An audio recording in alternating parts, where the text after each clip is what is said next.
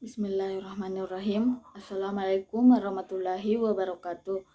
Perkenalkan, nama saya Samsinar, jurusan Ilmu Pemerintahan di Universitas Muhammadiyah Sinjai di kelas IP Rek 2. Baik, pada video kali ini saya akan memaparkan UTS dengan pelajaran AIK.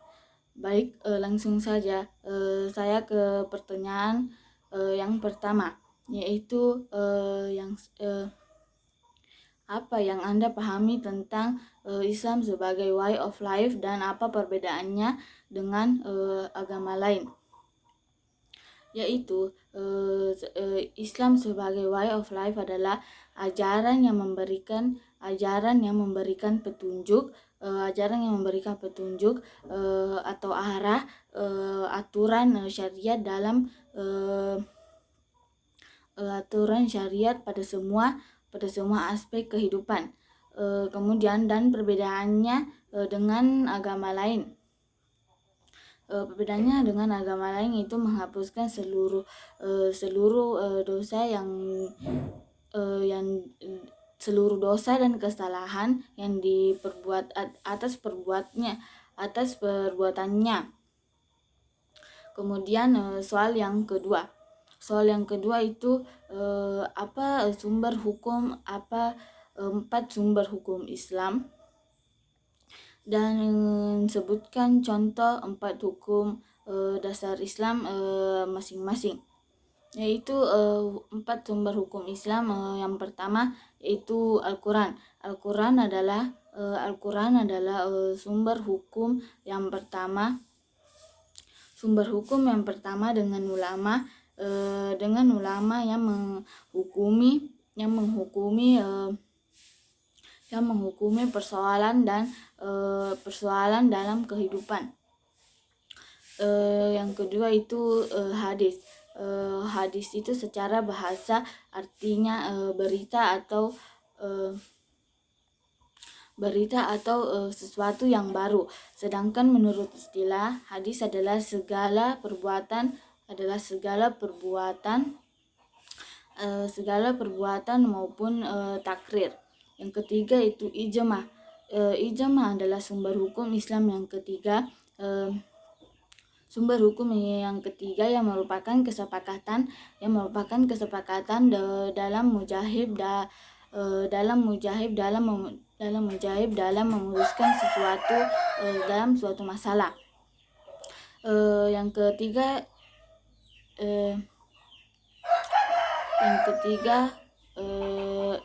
keempat itu kias.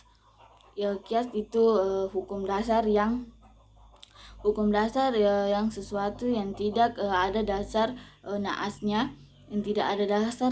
dengan cara membandingkannya kepada kejadian lain yang telah ditetapkan hukumnya. Selanjutnya contoh hukum dasar. Yang pertama itu Al-Quran, contohnya menghafalkan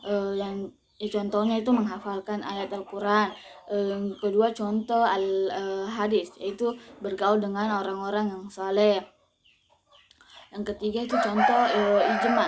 Ijma itu keputusan para ulama bahwa vaksinasi dan imunisasi itu diperbolehkan, dan kias itu menganalogikan narkotika pada zaman Nabi Muhammad yang tidak ada pada zaman dahulu. Kemudian yang ketiga soalnya itu bagaimana tahapan kejadian manusia pada Nabi Adam, yaitu proses yang pertama dalam menciptakan manusia, yaitu satu, dalam Al-Quran sudah dijelaskan bahwa Nabi Adam diciptakan oleh Allah Subhanahu wa Ta'ala dengan tanah liat yang kering, kemudian dibentuk, kemudian yang dibentuk sebaik-baiknya. Setelah sempurna, maka Allah menitipkan ruh kepada ruh, maka dia menjadi hidup. Proses kedua yaitu proses kejadian manusia kedua atau istri Hawa. Pada dasarnya segala sesuatu yang ditetapkan Allah pada dunia ini selalu dengan keadaan berpasang-pasangan. Kemudian pula halnya dengan manusia, manusia pasangan demikian pula harus dengan lawan jenis untuk Allah berkehendak dengan lawan jenis untuk dijadikannya hidup dengan disebut dengan istri. Kemudian proses kejadian manusia ketiga, keturunan Nabi Adam dan Hawa. Kejadian manusia ketiga menurut Al-Quran dan hadis itu dapat ditinjau secara medis. Dan dari penyajian di atas dapat disimpulkan bahwa asal-usul manusia Al-Quran adalah manusia itu berasal dari tanah liat, dari saripati tanah yang berasal dari lumpur hitam, dan setelah itu dibalik dengan penciptaan Allah yang ketiga bagaimana manusia di muka bumi ini, dan semua itu dijelaskan pada Al-Quran. Kemudian soal yang keempat, yaitu apa 5 konsep manusia. Sebutkan dan jelaskan 5 konsep manusia. 5 konsep manusia, yaitu 1, sebagai manusia sebagai hamba Allah. Sebagai hamba Allah, manusia harus mengabdi kepada Allah Subhanahu wa taala sebagai Sang Pencipta. Yang kedua itu manusia sebagai An-Nas merupakan makhluk sosial yang tidak bisa hidup sendiri. Dengan kata naas dalam kata naas itu dalam menyeru hambanya. Kemudian yang ketiga itu manusia sebagai khalifah Allah. Manusia memiliki tugas untuk menyembah amanah, memanfaatkan bumi untuk memenuhi kebutuhan alam. Kemudian yang ketiga manusia sebagai al-insan. Manusia sebagai al-insan merupakan untuk menuju kesempurnaan. Kemudian selanjutnya manusia sebagai makhluk biologis. Dalam konsep ini manusia itu hanya sebagai makhluk yang berwujud yang erat kaitannya dengan perkembangbiakan, pertumbuhan dan lain-lain. Kemudian soal yang kelima itu karakteristik orang yang beriman yang mendapat keberuntungan, dan apa upaya yang dilakukan untuk kehidupan kita. Yaitu 1, karakteristik orang beriman. Itu jika disebut nama Allah Subhanahu wa taala, maka bergetarlah hatinya dan berusaha agar ilmunya tidak lepas. Yang kedua, senantiasa tawakal, yaitu kerja keras yang berdasarkan kerangka ilmu akal. Yang ketiga itu tertib dalam melaksanakan salat dan selalu menjaga pelaksananya. Yang keempat, memelihara amanah dan menepati janji. Yang kelima,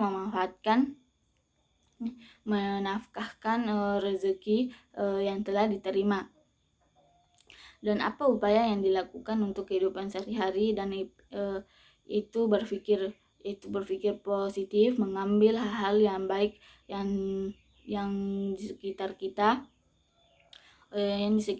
Fokus pada masa sekarang dan masa yang akan datang. Kemudian yang keenam itu yang keenam yaitu soalnya. Kemudian soal yang keenam yaitu apa hakikat iman dan tindakan apa yang didasari keimanan. Yaitu iman adalah keyakinan yang menghujam dalam hati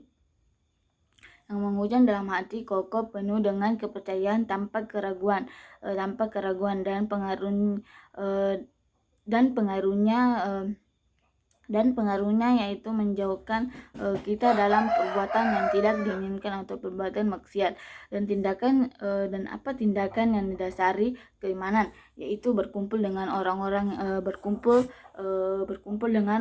yang saleh, memberi rezeki kepada orang lain, mempercayai rukun iman dan diterapkan dalam kehidupan kita. Kemudian soal yang ketujuh yaitu apa empat jenis tauhid dalam kehidupan kita, dan apa implementasinya dalam kehidupan kita. Yaitu satu, tauhid rububiyah, yaitu meyakini Allah adalah salah satu pencipta dan pemilik, pemilik pengendali alam semesta.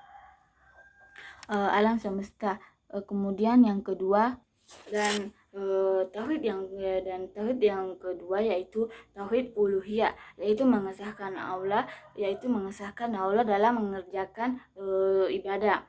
Yang kemudian yang ketiga dan terakhir tauhid as-sunnah was sifat, itu adalah orang-orang yang beriman kepada Allah dengan sifat-sifat Allah. Yang kemudian dan bagaimana implementasi dalam kehidupan kita, yaitu tidak merasa hebat, sombong dan takabur, dan mensyukuri segala nikmat yang diberi kepada Allah dalam kehidupan kita dan dalam diri kita. Baik, sekian UTS lisan dari saya. Jika ada kesalahan kata mohon dimaafkan. Wassalamualaikum warahmatullahi wabarakatuh.